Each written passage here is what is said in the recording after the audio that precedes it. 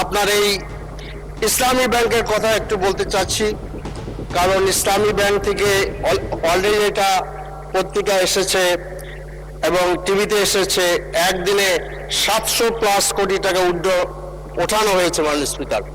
এবং 3 দিনের যে আমি দেখলাম টাকা জমা দেওয়া এবং উইথড্রল যে রিপোর্ট আমি দেখলাম, তাতে দেখা যাচ্ছে যে স্পষ্টভাবে ইসলামী ব্যাংক একটা আপনার নেগেটিভের দিকে যাচ্ছে।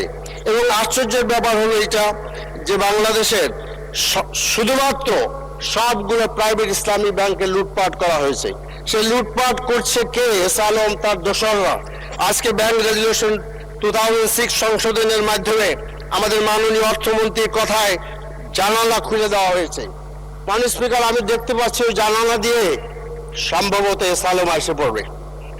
কাজে আজকে আমি মনে করি এই ব্যাংককে বাঁচাইতে হবে। সে অনেক আগের কথা, যখন এই ব্যাংকের গ্রাহক সংখ্যা ছিল 1,20,20 লক্ষের মতো। একটি প্রাইভেট ব্যাংকের এত বড় একটি গ্রাহক সংখ্যা সত্যি একটি আপনার সুখবর আমাদের জন্য ছিল। আজকে তো ইসলামিক ব্যাংক আজকে ধসে পড়ে, এদেশের অর্থনীতির উপরে আঘাত হাতে। মাননীয় স্পিকার, আমি